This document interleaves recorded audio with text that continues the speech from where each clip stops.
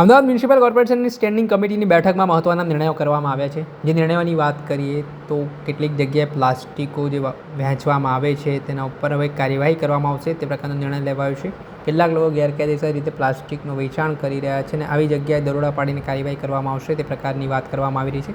આ મામલે શું કહી રહ્યા છે સ્ટેન્ડિંગ કમિટીના ચેરમેન દેવાંગ દાણી તે સાંભળી લો. પાલિકા પ્લાસ્ટિકનો સંપૂર્ણ વપરાશ બંધ થાય, જે 150 માઇક્રોનથી નાની બેગો એનો બંધ થાય તે માટે કટિબદ્ધ છે.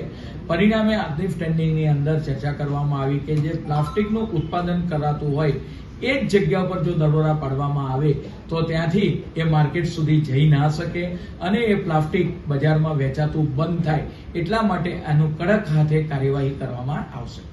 આ તો અમદાવાદ મ્યુનિસિપલ કોર્પોરેશનના standing committee chairman Devang Dani તેમણે આવા જે યુનિટ ચાલી રહ્યા છે તેમની સામે કાર્યવાહી કરીને તેમની સામે દંડાત્મક પગલાં લેવામાં આવશે અને જે પ્લાસ્ટિક વેસ્ટના કારણે જે સમસ્યા ઉદ્ભવી રહી છે, નો વેડિંગ ઝોન પોલિસી જાહેર નથી થઈ છતાં જાહેરાત સાઇનિંગ બોર્ડને મંજૂરી આપી દેવાઈ. ₹1.18 કરોડના ખર્ચે નો વેડિંગ ઝોનના board લગાવાશે Ahmedabad municipal corporation.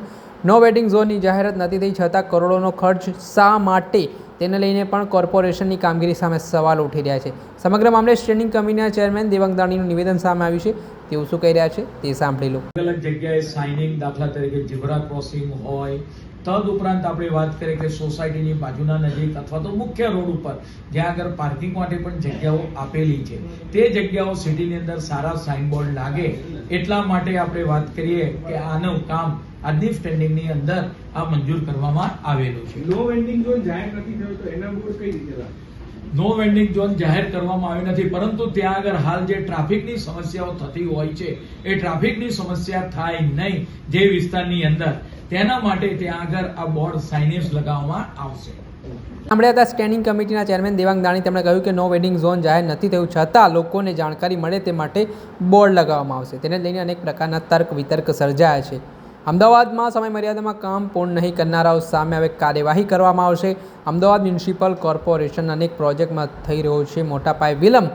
Vadaj flyover bridge અને વાડજ સ્મશાન બનાવનાર કોન્ટ્રાક્ટરને નોટિસ પણ આપવામાં આવશે. સમય મર્યાદા પૂર્ણ થઈ છતાં નથી પૂર્ણ થયા આ પ્રોજેક્ટો.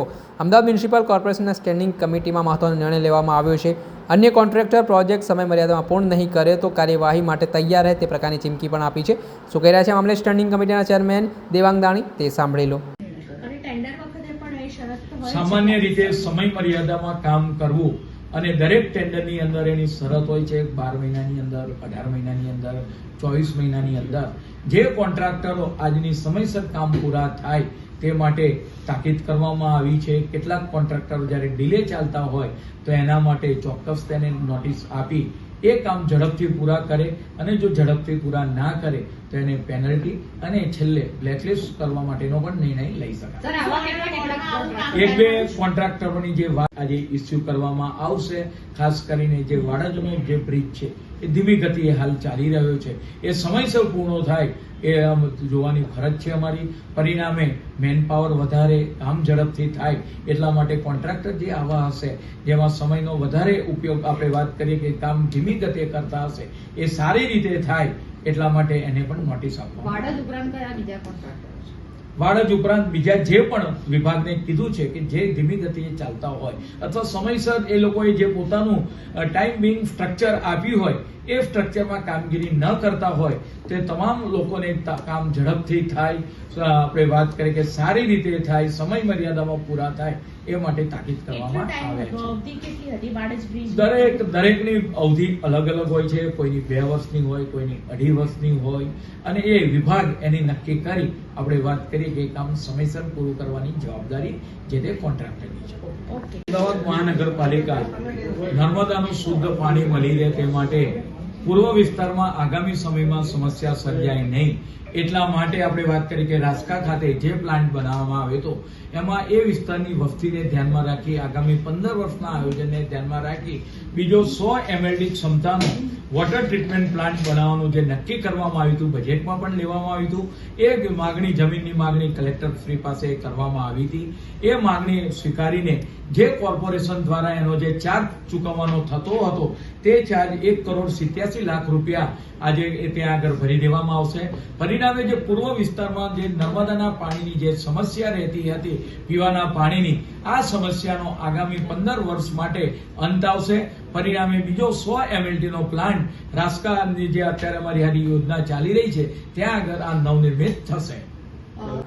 આપણે સાંભળ્યા હતા અમદાવાદના સ્ટેન્ડિંગ કમિટીના ચેરમેન દેવાંગ દાણી. તેમણે આવી રીતે લાલિયાવાડી અને ધીમી ગતિએ કામગીરી કરતા જે કોન્ટ્રાક્ટરો છે તેમની સામે હવે કડક પગલાં લેવાની તૈયારી દર્શાવી છે અને આગામી સમયમાં આ કોન્ટ્રાક્ટરો સામે નોટિસ અપાઈ શકે છે.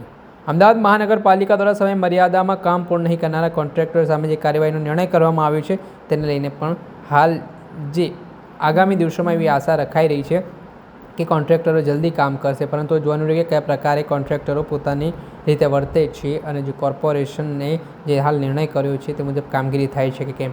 દર્શક મિત્રો, એન્ડ કવરેજ ન્યૂઝને આપ લાઈક કરી લો, સબસ્ક્રાઇબ કરી લો અને શેર કરવાનું ભૂલતા નહીં.